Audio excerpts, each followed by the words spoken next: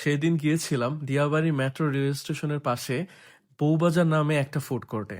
সেখানে মূলত যাওয়ার মূল উদ্দেশ্য ছিল শ্বশুরবাড়ির একটা কাঁকড়া ভুনা খাওয়ার, যেটা একটা ভাইরাল আপুর। কিন্তু ভিতরে ঢুকে যা দেখলাম, পরিবেশটা অনেক চমৎকার। বিভিন্ন রকমের রাইড আছে, ফ্যামিলি নিয়ে টাইম স্পেন্ড করার মতো বেশ ভালো একটা জায়গা। তো আমিও ভাবছিলাম যে কি রাইড এনজয় করা যায়, পরে এটাই উঠলাম।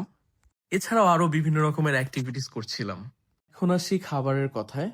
ওইখানে বিভিন্ন রকমের সি ফুড ছিল, যদিও আমি সি ফুড খাওয়ার জন্য ওই দিন আসলে যাই নাই। এই জন্য আসলে দাম সম্পর্কে তেমন ধারণা দিতে পারবো না, তবে আপনাদেরকে এইটুকু ধারণা দিতে পারি যে এখানে সি ফুড পাওয়া যায় এবং এটা খুবই ফ্রেশ মানের থাকবে। আচ্ছা, এখন আসি শ্বশুর বাড়ির ভাইরাল আপুর কাছে। আমি তো এখানে গেছিলাম কাঁকড়াবুনা খাইতে, তবে এখানে দেখতেই পাচ্ছেন কত রকমের জিনিস আপু রান্না করছে। আর আমি শুনেছি আপু নাকি নিজে এগুলো সব নিজের হাতে রান্না করে। আর এই ভাইরাল আপুকে তো আপনারা সবাই খুব ভালো করেই জানেন উনি কে। ওইখানে আপুর সাথে আরো অনেক রকমের কন্টেন্ট ক্রিয়েটররা বিভিন্ন ভিডিওস করছিল এবং আপু খুব পোলাইটলি অ্যান্সার দিচ্ছিল সবাইকে।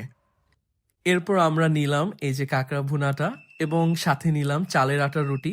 কাঁকড়া ভুনাটা 200 টাকা এবং চালের আটার রুটিটি নিয়েছে 10 টাকা করে প্রতি পিস। তবে টেস্ট আমার কাছে দাম অনুযায়ী যথেষ্ট ভালোই মনে হয়েছে। এর সাথে নিলাম গরুর বটি কাবাব, যেটা 250 টাকা ছিল, এবং সাথে ছিল লুচি, যেটা 20 টাকা করে প্রতি পিস ছিল। তবে এটার টেস্ট আমার কাছে ঠিকঠাক অ্যাভারেজ লাগছে, কিন্তু আমার ওয়াইফ এটা অনেক পছন্দ করছে। এর সাথে এই হাঁস ভুনাটাও নিলাম। এটার টেস্ট আমার কাছে যথেষ্ট ফ্লেভারফুল লাগছে এবং এটার দাম রেখেছে 1 প্লেট 250 টাকা, যেখানে 6 পিস হাঁস থাকবে।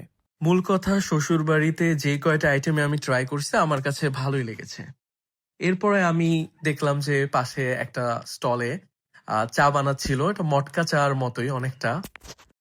চা বানাবার যে টেকনিকটা আমার কাছে ভালো লাগতেছিল, তো পরবর্তীতে আমি এই মালাই চাটা অর্ডার করি। এইটার টেস্টটাও ভালো লাগছে। এরপর এই ভুট্টাটা ট্রাই করলাম।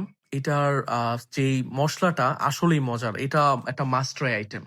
তো ফ্যামিলির সাথে আসলে এইখানে আপনি অল্প সময়ে অনেক কিছু এক্সপ্লোর করার মতো পাবেন। তো আজকে এই পর্যন্তই। পরে আরেকদিন আরেকটা ভিডিও নিয়ে আসবো। সবাই ভালো থাকবেন। আল্লাহ হাফেজ।